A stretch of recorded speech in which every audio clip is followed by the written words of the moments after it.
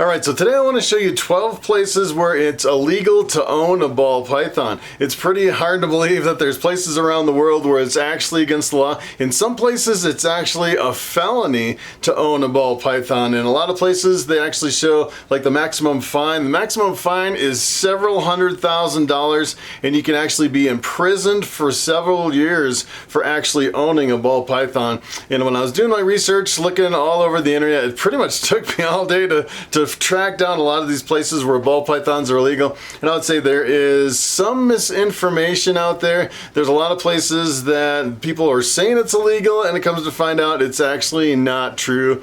So I'd say kind of take this with a grain of salt. Sometimes the laws have changed and sometimes it's kind of rumors spreading around the internet. I really had to dig deep to really dig into the places where it was misinformation, where I was getting the wrong information. But I pretty much narrowed it down to 12 places where I'm pretty sure ball pythons are illegal, and you definitely need to know where these places are.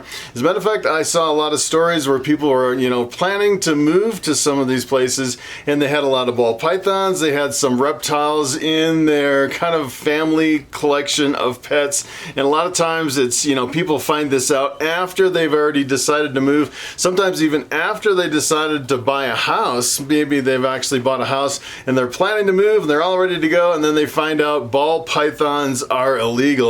And it's kind of surprising that it's in so many places all around the planet. It's kind of amazing, and especially with something so innocuous as a ball python like this around my neck. This is Bobby, my bamboo ball python, and I'm here every day in front of the camera doing YouTube videos, and I have this snake around my neck, and I have to say there's really not much more of a docile snake than this one. It's not venomous, so if it bit you, it really can't hurt you, and the ball pythons really don't get big enough to where they could do any damage at all. I mean, this snake, there's no way it could actually squeeze me around my neck to where I couldn't get it off and I couldn't get away from the snake. And it's kind of amazing that they actually go after ball pythons.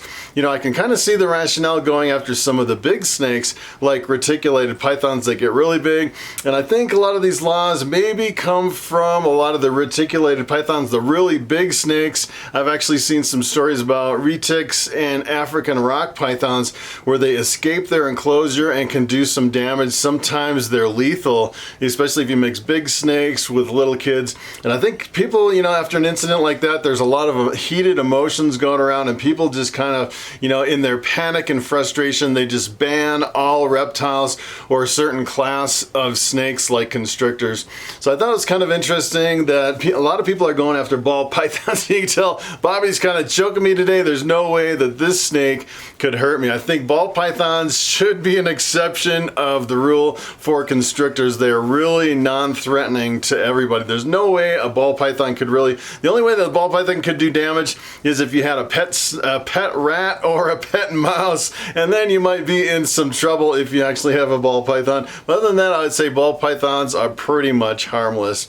So what I'm going to do today is I want to jump over to the internet and I want to show you some of these places all around the world where ball pythons are illegal.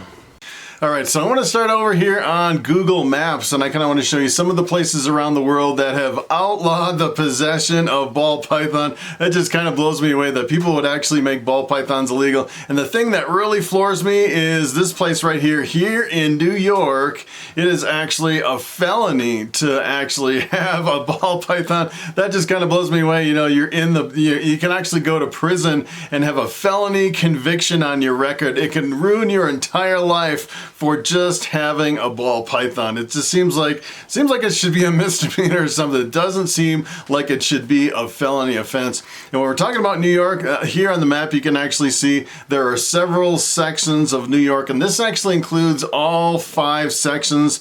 It includes the Bronx, Queens, Brooklyn, Manhattan, and Staten Island. Let me tell you, if you're thinking about moving there, or if you actually live there and you have a ball python or you're thinking about getting one, I would definitely think twice about actually having a ball python. It just kind of floors me away here in the United States that in a city that's so close. I actually lived in New Hampshire, which is pretty close to this area right here, so I'm really familiar with the area, and it just kind of blows me away. Another place that I pretty much know for sure, pretty much 100% between New York and Hawaii. This is actually Hawaii right here, and if you're wondering where Hawaii is, it is in the middle of nowhere. If you take a look at this, this, it's actually part of the United States, but it's almost halfway between like the United States and Australia or China. It's kind of in the middle of nowhere.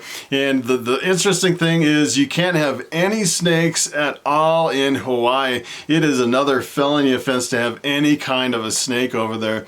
And it's kind of interesting that I can kind of see the logistic over here, that if you actually had some snakes in Hawaii and they got away into the wild, it could kind of turn into something like the Burmese pythons out in Florida. You know, down in Florida, they have a problem with the Burmese pythons, kind of almost, you know, it's like an invasive species that we accidentally released. And I think one of the problems is, especially with like an island or something like Florida that is like right on the ocean, a lot of times you'll have hurricanes coming through. And if you don't have a hurricane-proof snake enclosure, you can accidentally release those. I've actually been to the Bahamas a few times, and I see a lot of devastation down in the Bahamas from some of the hurricanes down there. So I can kind of understand, you know, trying to prevent invasive species from taking a foothold on some of these islands or the tropics. Here's another one that kind of might surprise you. This is actually San Francisco, California. I've actually seen quite a few reports of people saying that ball pythons are outlawed in San Francisco, and I'm not quite sure about if it's actually a felony in these other places. I just know for New York and Hawaii, it is severe penalties, so you have to really watch that. But in San Francisco, I'm not sure. I've seen quite a few reports of it actually being illegal. If you kind of zoom out here, you can see, if you're not familiar with the United States, this is actually all the way on the west side of the United States, right on the ocean. It's in California. And it kind of surprises me, here in the United States, we have so many locations. Here's another one that might surprise you. This is actually Brantford, Ontario, Canada. This is actually up in Canada. It's kind of a city ordinance here. And if I kind of zoom in a little bit, you see it's just one tiny little spot here up in Canada. One little spot here. And the interesting thing is, not only are ball pythons illegal in Brantford, they're also illegal in Brampton. Almost the same names and almost right next to each other. You can kind of see right here, this is the first place, this is the second place right here. I actually pulled it up on another map, and you can kind of go back and forth between the two locations here. Two locations really close that have outlawed ball pythons. It's kind of interesting that it's actually illegal there. Here's another one. This is actually Singapore. I believe it is a felony offense in Singapore as well. And if you kind of zoom out, if you're wondering where Singapore is, if you're not familiar with your geography, we can kind of zoom all the way out. And Singapore is actually between China and Australia on the islands over here. And I would say it's, you know, a lot of these island communities in here, I could see, you know, trying to prevent some of the invasive species coming in, where it's always like a tropical temperature. You definitely don't want wild ball pythons kind of going all over the place. The problem is with, you know, with ball pythons, I would say even if they get out, they're probably not that big of a threat. Actually, like some of your big pythons like retics or Burmese pythons, I wouldn't think, even if they got into the environment, that it would really be a big problem. But I can kind of see the concept of trying to keep you know, some of these invasive species from taking over, especially on some of these islands. Here's another one, Australia. Believe it or not, you can't have ball pythons in Australia. As a matter of fact, in Australia, they probably have one of the strictest rules on reptiles that I've ever seen anywhere. The only reptiles you can now actually have in Australia are native species. So if it's native, if it actually comes from Australia, you can have it. Otherwise, you can't. And Australia is kind of interesting because they have a strict rule where you actually can't export any of the native snakes. So you can actually keep them and breed them, but you can't export them. I actually saw a reptile show down in Australia, and the interesting thing is they actually have reptile shows, and you can have a table, you can display your reptiles, but you can't put any prices on them, and you can't promote the selling of your reptiles. And as far as I know, things haven't really changed down in Australia. So it's kind of interesting. You can actually find some private spot, maybe go to someone's house and make a transaction. You can legally sell them some snakes, but you can't sell them at the shows. You can't put prices on them at the shows, and you can't have ball pythons here in Australia. And Australia is kind of over here in south of China, if you're wondering where it is. A lot of these, you know, if you're not familiar with geography, that's kind of why I brought you over here to Google Maps, so you can kind of see where everything is. Here's another one, is Spain. This is actually one of the recent developments. I've actually seen some YouTube videos, and that's what kind of got me thinking, you know, ball pythons are outlawed in Spain. And then I kind of took it to the next step. Well, where else are ball pythons illegal? And the further I dug, it seemed like the deeper and deeper I was finding more and more places. As a matter of fact, if you don't see your area covered here where ball pythons are actually illegal, you may want to put it down in the comments section and kind of inform everybody on other locations. I'm sure there's probably a lot of cities, a lot of local ordinances where you can't have constrictor pythons, including ball pythons. And I haven't really found any place where it lists all the areas. And so Spain is over here in Europe. If you're wondering, it's just south of France, north of Africa. Here's another one. This is kind of interesting. This is actually in Iowa. It's a town called Council Bluffs, and it's a tiny little town right on the border of Iowa and Nebraska. And here, ball pythons are illegal as well. You can't have them. It's a city ordinance, so it's a really tiny spot down there. If you're thinking about moving to Council Bluffs, I would think again if you're thinking about bringing your ball pythons right in the middle of the United States. Here's another one. This is kind of interesting. So in Norway is right here next to Sweden, and Iceland. So both Norway and Iceland banned ball pythons for 40 years. It was a really long ban, and just in, I think it was 2017, they finally lifted the ban on ball pythons. So now if you're in Norway or if you're in Iceland, you can actually legally have a ball python.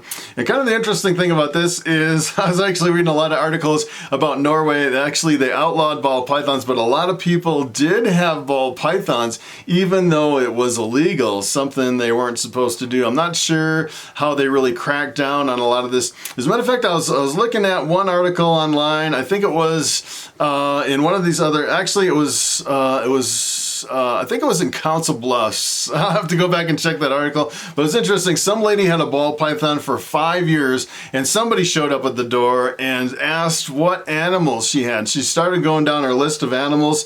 Come to find out, she actually had 2 ball pythons that she had for 5 years, and they told her she had 1 week to get rid of those ball pythons because it was illegal. And I didn't realize people were going to door, you know, cracking down on the illegal possession of some of these. It's pretty amazing. So here's the last one I want to show you. This is Minos, North Dakota. And you take a look at this. If we zoom in, as a matter of fact, I took a look at this and I found some articles at first that said ball pythons were illegal here, and then they recently, I think it was in 2018, they recently overturned it. So if you actually live here and you have ball pythons, you're thinking that they're illegal. Now they've actually overturned it, where ball pythons are now legal here in Minos, North Dakota. All right, so it is time for the question of the day. And Tony Feingold asks, where are the best places to buy racks, and how do I get the cheapest prices? That is a very good question. As a matter of fact, if you look behind me, all these racks behind me, pretty much all of them in my whole reptile room, these are all from ARS Caging. Almost the best that you can get. I'd say they're pretty much, you know, at the time they were the best of the best. I'd say the 2 top of the line racks, pretty much head to head, is ARS Caging and Freedom Breeder. And personally, I like the ARS Caging a little bit better. And probably the biggest thing I like about this specific manufacturer is you can actually buy one level at a time instead of buying a whole rack. So for example, if I just wanted to have a few snakes and a rack system, I could just buy one level and just put it right on the floor, no problem at all. As a matter of fact, when I first started out, I think I bought 4 levels of an ARS 7030 instead of buying the whole rack. And then I started stacking on. The interesting thing about the ARS is you can actually stack multiple configurations together. So I can actually put boa tubs underneath some of my racks and then stack the different sizes on top of each other. They're not all interchangeable, but I'd say that's probably one of the biggest advantages with ARS. And I'd say they probably have the best fit and finish of all racks, but you are going to pay the price for these racks. They are not expensive. I'd say probably between $2,000 and $3,000 on average for some of these racks. I think I got my hatchling rack for a lot cheaper because the new racks coming out, they're actually actually made of part plastic and part steel, which reduces the cost significantly.